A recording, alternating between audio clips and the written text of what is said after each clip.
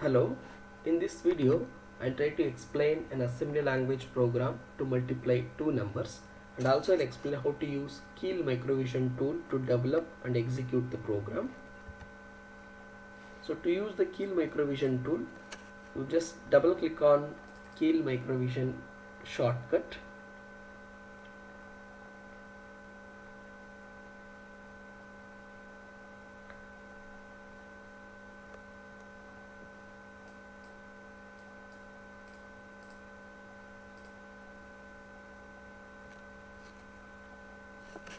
Now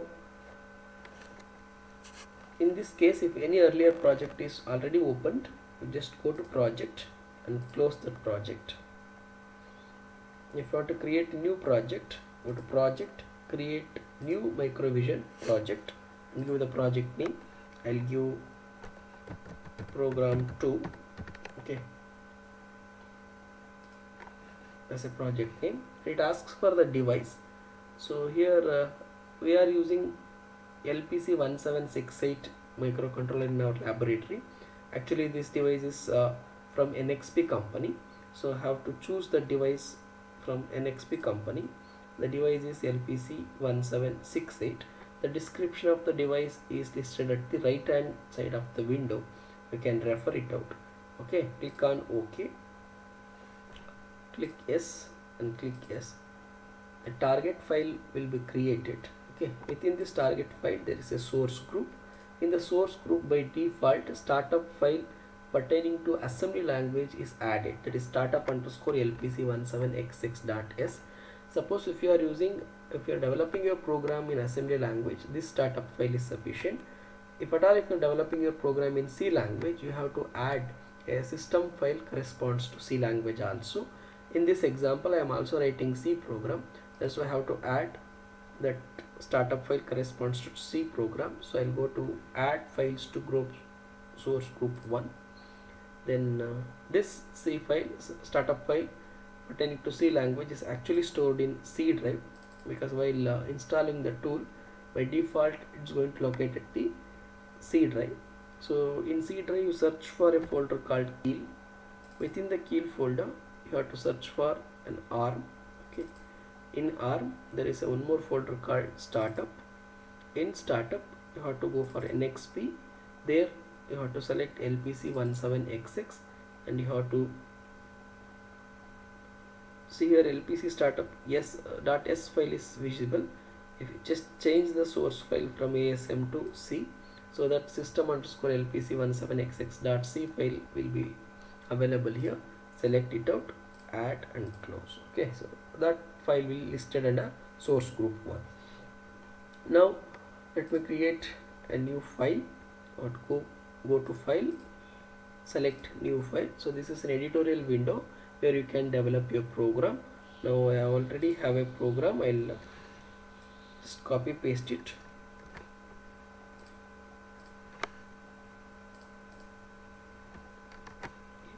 Now this is a C program.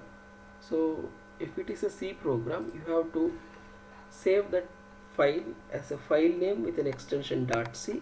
So I'll save this file as mltpy multiply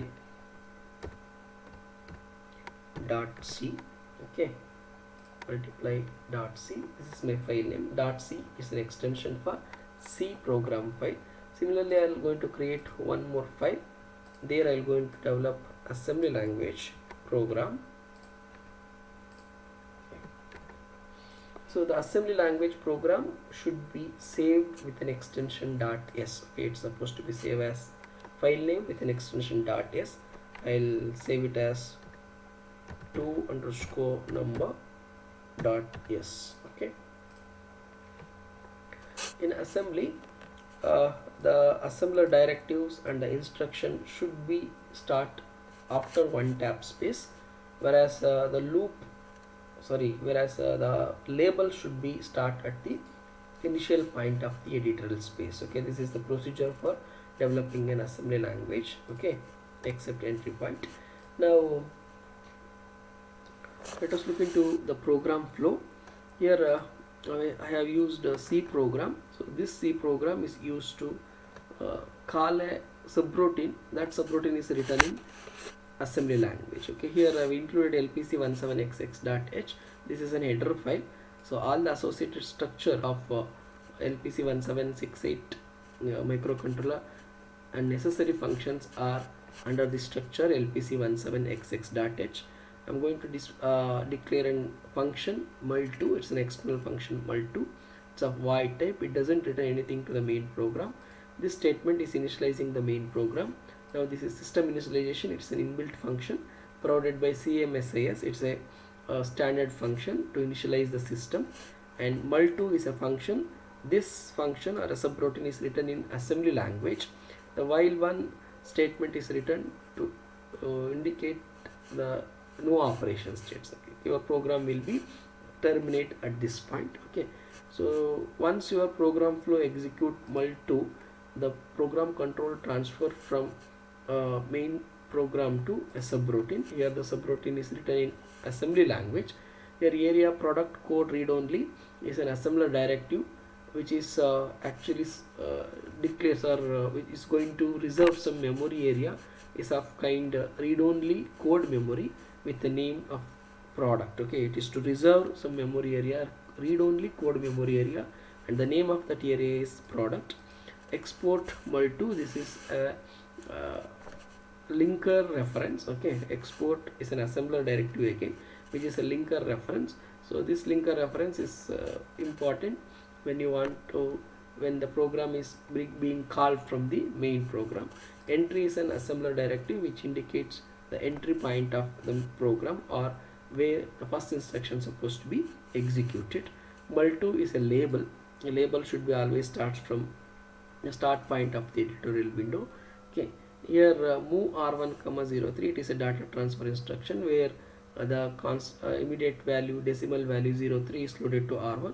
Similarly, a decimal value 2 is loaded to r2, and now this loop is a label again. Here since no loop is required, we can, it's not mandatory. If you want, you can add it out, otherwise you can remove. Just to show how to include the loop label, this instruction is this statement is written here. Now mul r2 comma r2 comma r1, this is a multiplication instruction where the operand r2 and r1 are multiplied and the result will be stored in r2. Here the register r2 acting as both source and destination. After execution of this instruction, the branch termination instruction is going to execute. So this instruction must be written whenever a program or a subroutine is called by the main program.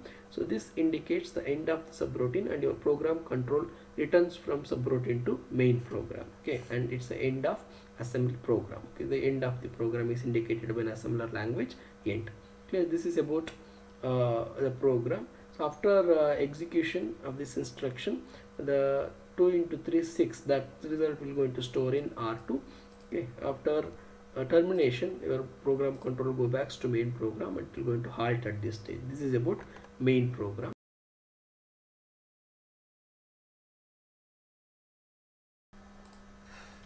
Now let us add these files to the source group. To add that, right click on source group, add files to group, then select files. If I select a C file, it is multiply.c, mltpy.c, add, close it. Similarly, you add the ASM file also, that is .s file also. The file name is 2_number.s. Since it is a source file as an assembly file, so you have to change the source file from C to ASM source file and select that file as 2_number.s. okay, add and close. So all the files supposed to be executed are listed in source group. Now you have to perform build targets. Okay, right click on the target and click on build target, or else there is a shortcut available here.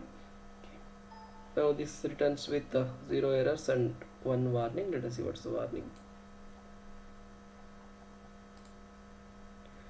Okay, in C program, after end of the program, you have to enter one new line. Okay, it's mandatory. Now we will rebuild out. Okay, so it returns with 0 errors and 0 warnings. Now you Now we will going to perform a debug session, or we will going to debug this program. Go to debug, start stop debug session, click on OK. Now all the associated register will be displayed on the left side of the window, so and their initial value is also provided here. Now you can press F11 for step execution, means each line of the instructions will be executed. And initially the startup files are being executed. Okay, after these are all the instructions corresponding to startup file. Now after execution of the startup file, so the yellow arrow indicates the instruction or command statement to be executed next. Here after execution of mul2, your main program is going to call a subroutine with the name called mul2. Now your program flow transfer from main program to subroutine. In this subroutine, the instruction to be executed is move r1, 03. Move r1, 03. Initially look at the value of r1. R1 have some default value or its reset value. So after execution of this instruction, r1 is loaded with 3, and the next instruction being executed is move r2, 02. Initially r2 is loaded with some default value. After execution of this instruction, r2 loaded with 2. Now the next instruction being executed is multiplication of these two number.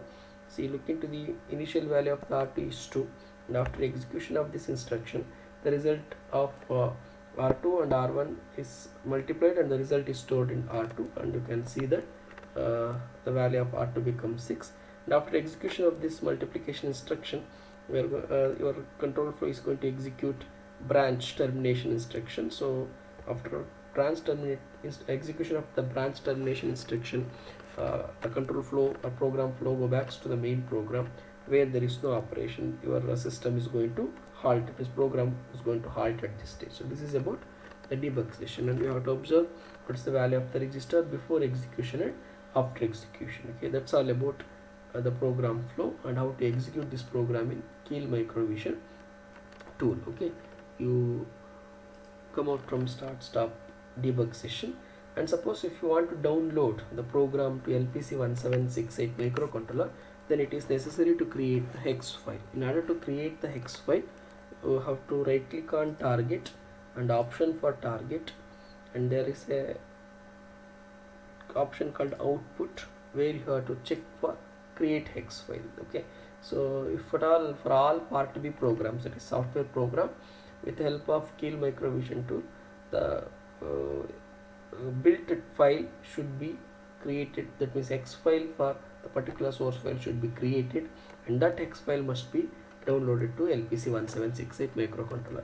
And also in link, you just click use memory layout from target dialog, then click OK. Again you rebuild the target, so it's going to create the hex file. Okay, so this hex file can be downloaded to LPC1768 microcontroller. Thank you.